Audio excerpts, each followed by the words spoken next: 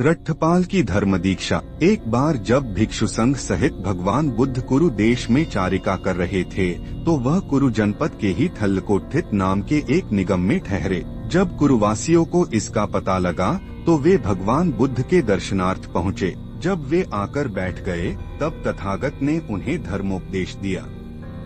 उपदेश श्रवण कर चुकने पर थुल्लकोट्ठित के ब्राह्मण गृहपति उठे और श्रद्धा भक्ति पूर्वक नमस्कार कर चले गए। उन ब्राह्मण गृहपतियों के बीच रट्ठपाल नाम का एक तरुण बैठा था, जो कि एक श्रेष्ठ कुलोत्पन्न था।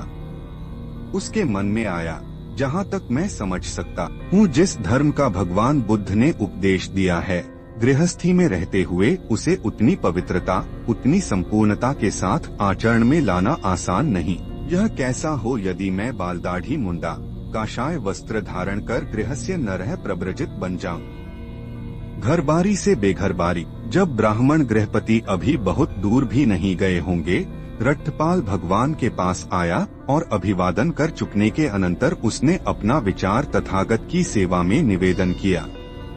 उसने प्रार्थना की कि उसे प्रव्रज्या मिले और बुद्ध उपसंपदा मिले। तथागत ने पूछा, रट्ठपाल, इसके लिए क्या तुम्हें अपने माता पिता को अनुज्ञा है?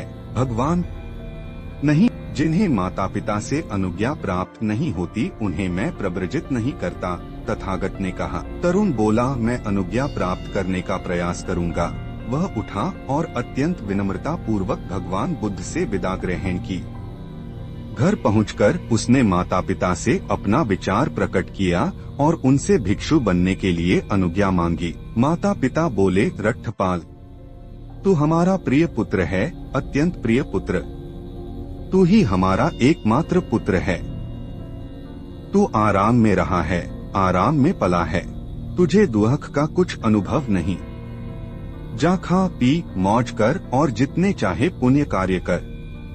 हम तुम्हें प्रव्रजित होने की अनुज्ञा नहीं देते। तुम नहीं रहोगे तो हमारा जीना दूभर हो जाएगा। हमारे लिए जीने में कुछ आनंद नहीं रहेगा।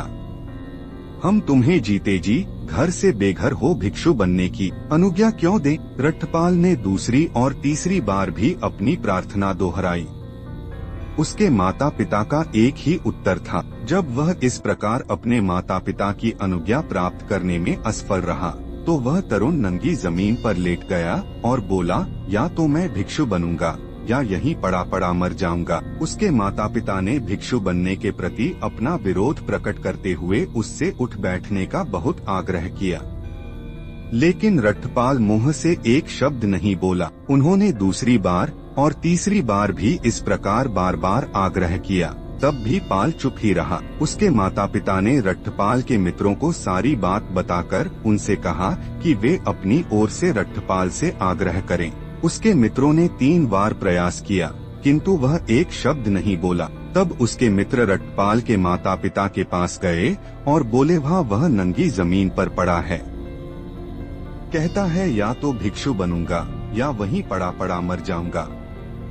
यदि तुम अनुज्ञा नहीं दोगे तो वह जीते जी कभी नहीं उठेगा, लेकिन यदि तुम अनुज्ञा दे दोगे तो उसे भिक्षु बनने पर भी देख सकोगे। यदि भिक्षु जीवन में उसका मन नहीं रमेगा, अर्थात उसे भिक्षु रहना अच्छा नहीं लगेगा, तो यहीं वापस चले आने के अतिरिक्त दूसरा क्या करेगा? आप उसे अपनी अनुज्ञा दे ही दें। अच्छा, हम अपनी अनुज्ञा देते हैं, किंतु भिक्षु बन चुकने के बाद हमें मिलने के लिए आना होगा। उसके मित्र तुरंत रट्ठपाल के पास गए। उन्होंने उसे जाकर कहा, तुम्हारे माता पिता ने तुम्हें इस शर्त पर भिक्षु बनने की अनुमति दे दी है कि भिक्षु बनने पर तुम उनसे मिलने आओगे। तब रट्ठपाल उठ बैठा और सशक्त होने पर तथागत के पास पहुंचा और अभिवादन कर चुकने पर एक ओर बैठकर निवेदन किया, मुझे अपने माता पिता से भिक्षु बनने की अनुज्ञा मिल गई है। मेरी प्रार्थना है कि भगवान मुझे संघ में दीक्षित कर लें। रट्ठपाल ने प्रव्रज्या और उपसंपदा प्राप्त की। थुल्लकोट्ठित में यथेच्छ ठहरकर इसके 2 सप्ताह बाद भगवान बुद्ध चारिका के लिए श्रावस्ती की ओर चल पड़े। श्रावस्ती पहुंचकर वे अनाथ पिंडक के तेजवनाराम में विहार करने लगे। रट्टपाल ने अचिरकाल अकेले एकांत में रहते हुए सतत प्रयत्नशील में ही उस उद्देश्य को प्राप्त कर लिया जिसकी प्राप्ति के लिए कुलपुत्र घर से बेघर वो भिक्षु जीवन ग्रहण करते हैं, मानव जीवन का श्रेष्ठतम आदर्श। तब वह भगवान बुद्ध के पास गया और अभिवादन कर चुकने के अनंतर बोला, आपकी अनुज्ञा से मैं अपने माता पिता को देख आना चाहता हूँ। अपने चित्त से रट्टपाल के चित्त को जानकर और रट्टपाल के पुनः गृहस्थ न बनने के बारे में पूरी तरह आश्वस्त होकर तथागत ने उसे जब चाहे जाने की अनुमति दे दी। तब अत्यंत विनम्रता पूर्वक भगवान बुद्ध से विदा ग्रहण कर अपना पात्र चीवर ले रट्टपाल थुलकोठित की ओर चारिका के लिए निकल पड़ा, जहाँ पहुंचकर उसने कुरुनरेश के मृगोद्यान में विहार किया। दूसरे दिन प्रातःकाल जब वह भिक्षाटन के लिए निकला तो प्रत्येक घर के सामने भिक्षा के निमित्त खड़ा होता हुआ रट्टपाल अपने ही घर के द्वार पर आ पहुँचा। अंदर कमरे के बीच दरवाजे में उसका पिता कंघी से अपने बाल संवार रहा था। रट्टपाल को दूर से आता देखकर बोला, ऐसे ही सिरमुंडों ने मेरे इकलौते प्रिय पुत्र को घर से बेघर बना दिया। इसलिए अपने ही पिता के घर से रट्टपाल को कुछ नहीं मिला, एक इनकार तक नहीं, मात्र गालियां मिली। ठीक उसी समय घर की एक दासी पहले दिन का बासी चावल फेंकने जा रही थी। रट्टपाल ने उसे कहा, बहन यदि इसे फेंकने जा रही है तो इसे मेरे पात्र में ही डाल दे। जब दासी उसके पात्र में बासी चावल डाल रही थी उसने रट्टपाल के हाथ, पाँव और स्वर पहचान लिया। वह दौड़ी दौड़ी अपनी मालकिन के पास गई और बोली, मालकिन मालूम होता है कि छोटे मालिक वापस लौट आए हैं। माँ बोली, यदि तेरा कहना ठीक है तो तू दास्ता के बंधन से इसी क्षण मुक्त हुई। वह दौड़ी दौड़ी अपने पति के पास गई और कहा कि उसने सुना है कि उसका पुत्र लौट आया है। झाड़ी के नीचे बैठा रट्टपाल वह बासी चावल खा रहा था कि पिता आ पहुँचा। बोला, प्रिय पुत्र, क्या यह हो सकता है कि तुम ही यहाँ बैठे बासी भात खा रहे हो? क्या तुम्हें अपने घर नहीं आना चाहिए था? रट्टपाल का उत्तर था, गृहपति, हम बेघरों का क्या घर, हम तो घर छोड़ चुके। हाँ, मैं तुम्हारे घर आया था जहाँ मुझे कुछ नहीं मिला, इनका भी नहीं, मात्र गालियाँ मिली। पुत्र आओ घर चलें। नहीं गृहपति, मेरा आज का भोजन समाप्त हो गया। अच्छा तो पुत्र कल का भोजन ग्रहण करने का वचन दो। भिक्षु रट्टपाल ने मौन से स्वीकार कर लिया। तब पिता घर के भीतर गया। उसने आज्ञा दी कि सोने का ढेर लगाकर उसे चटाई से ढक दिया जाए। उसके बाद उसने अपनी पुत्र वधू से, जो रट्टपाल की पूर्व भार्या थी, कहा कि वह अपने को अच्छे से अच्छे उस श्रृंगार से अलंकृत करे जिसमें अलंकृत देखकर उसका पति उससे प्रसन्न होता था। रात के बीतने पर घर में अच्छे से अच्छा भोजन तैयार कर रट्टपाल को तैयारी की सूचना दी गई। उस पूर्वाह्न में रट्टपाल उचित ढंग से चीवर धारण किए तथा अपना पांचीवर लिए आकर अपने लिए सज्जित आसन पर विराजमान हुए। तब उस सोने के ढेर पर से चटाई हटवाकर रट्टपाल के पिता ने कहा, यह तुम्हारा मातृधन है, यह पितृधन है, यह तुम्हारे दादा के समय से चला आया है। तुम्हारे पास भोगने के लिए बहुत है और पुण्य करने के लिए भी बहुत है। पुत्र अपनी श्रमणचर्या को त्याग दो, गृही के निम्न स्तर के जीवन को पुनः अंगीकार कर ले, भोग भी भोग और पुण्य भी कर। रट्टपाल का उत्तर था, गृहपति, यदि मेरा कहना मानो तो सोने के इस सारे ढेर को गाड़ी में लदवाकर बीच गंगा में फेंकवा दो। यह किस लिए? क्योंकि इससे तुम्हें दुख, दौर्मनस्य, क्लेश, मन और शरीर की पीड़ा और कष्ट ही होने वाला है। उसके पांव पकड़कर रट्टपाल की अन्य पत्नियां पूछने लगीं कि आखिर वे अप्सराएं कैसी हैं जिनके लिए वह यह ब्रह्मचर्य वास कर रहा है।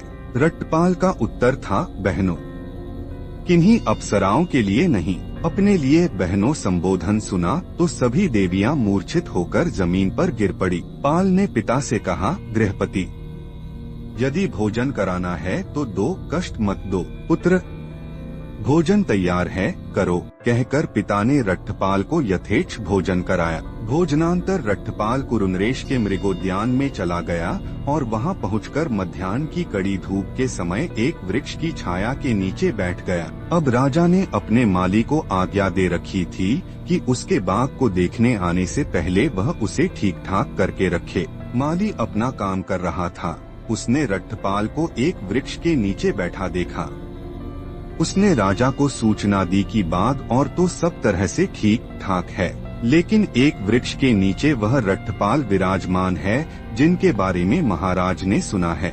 आज उद्यान यात्रा रहने दो। आज मैं उन श्रमण के दर्शन करूंगा। जितना भी पाथे आवश्यक था उस सब की तैयारी की आज्ञा दे। अपने अनुयायियों को साथ ले वह राजकीय रथ पर चढ़ा और रट्ठपाल को देखने के लिए नगर से बाहर निकला। जहाँ तक रथ से जाना योग्य था वहाँ तक रथ से जाकर और आगे पैदल चलकर अपने अनुयायियों सहित राजा वहाँ पहुँचा जहाँ रट्ठपाल विराजमान थे। कुशलक्षेम की बातचीत हो चुकने पर स्वयं अभी भी खड़े हुए राजा ने रट्ठपाल को फूलों की एक ढेरी पर बैठने का निमंत्रण दिया। नहीं राजन, आप वहाँ बैठे, मैं अपने स्थान पर बैठा हूँ। संकेत किए गए स्थान पर बैठकर राजा ने कहा, रट्ठपाल, 4 तरह की हानियां हैं जिनके कारण आदमी दाढ़ी मूछ मुड़वा काशाय वस्त्र धारण कर घर से बेघर हो जाते हैं। 1 बुढ़ापा, 2 गिरता हुआ स्वास्थ्य, 3 दरिद्रता, 4 निकट संबंधियों का भरण। एक आदमी को लो जो वृद्ध होने पर, बहुत आयु प्राप्त हो जाने पर, जराजीर्ण हो जाने पर, अंतिम समय के नजदीक आ पहुँचने पर उसे या तो कमाने में कष्ट अनुभव होता है या जो कुछ उसके पास है उससे गुजारा नहीं चलता तो वह घर से बेघर होने का निश्चय कर लेता है। इसे बुढ़ापे से उत्पन्न होने वाली हानि कहते हैं। लेकिन तुम्हारी तो अभी चढ़ती जवानी है, काले काले केश हैं जिन्हें सफेदी छू भी नहीं गई है, सुंदर तारुण्य है, तुम्हें तो वार्धक्य से उत्पन्न होने वाली किसी हानि का खतरा नहीं। तुमने क्या जाना, देखा या सुना है कि तुम घर से बेघर हो गए? या एक आदमी को लो जो रोगग्रस्त है, जिसे बड़ा कष्ट है और जो बहुत बीमार है, उसे या तो और कमाने में कष्ट अनुभव होता है या जो कुछ उसके पास है उससे गुजारा नहीं चलता तो वह घर से बेघर होने का निश्चय कर लेता है। इसे गिरते हुए स्वास्थ्य से उत्पन्न होने वाली हानि कहते हैं। लेकिन तुम न तो बीमार ही हो और न तुम्हें कष्ट ही है, तुम्हारा हाजमा अच्छा है, तुम्हें गिरते हुए स्वास्थ्य से उत्पन्न होने वाली किसी हानि से कोई खतरा नहीं। तुमने क्या जाना, देखा या सुना है कि तुम घर से बेघर हो गए हो? या एक आदमी को जो बड़ा धनी रहा है, जिसके पास बड़ी संपत्ति रही है और धीरे धीरे उसका नाश हो गया है, या तो उसे और कमाने में कष्ट अनुभव होता है या जो कुछ उसके पास है उससे गुजारा नहीं चलता तो वह घर से बेघर होने का निश्चय कर लेता है। इसे दरिद्रता से उत्पन्न होने वाली हानि कहते हैं। लेकिन तुम तो न दरिद्र हो न संपत्ति शून्य हो, तुम्हें तो दरिद्रता से उत्पन्न होने वाली किसी हानि से कोई खतरा नहीं। तुमने क्या जाना, देखा या सुना कि तुम घर से बेघर हो गए हो? या एक आदमी को लो जिसके सगे संबंधी जाते रहे हैं, जिसके रिश्तेदारों का मरण हो गया है, उसे या तो और कमाने में कष्ट होने लगता है या जो कुछ उसके पास है उससे गुजारा नहीं चलता तो वह घर से बेघर होने का निश्चय कर लेता है। इसे संबंधियों के मरण से उत्पन्न होने वाली हानि कहते हैं। लेकिन तुम्हारे तो मित्रों और सगे संबंधियों की कमी नहीं, तुम्हें तो सगे संबंधियों के मरण से उत्पन्न होने वाली किसी हानि से कोई खतरा नहीं। तुमने क्या जाना, देखा या सुना कि तुम घर से बेघर हो गए? राजन, मैं घर से बेघर इसलिए हो गया कि मैंने जो 4 बातें जानी, देखी और जानने वाले तथा देखने वाले सम्यक संबुद्ध से सुनी। क, संसार अनित्य है, निरंतर परिवर्तनशील है। ख, संसार का कोई मालिक व संरक्षक नहीं। ग, हमारा कुछ भी नहीं, हमें सभी कुछ पीछे छोड़ जाता है। घ, तृष्णा के वशीभूत होने से ही संसार दुखी है। यह अद्भुत है, यह अद्भुत है। राजा कह उठा, इस विषय में तथागत का कथन कितना सत्य है।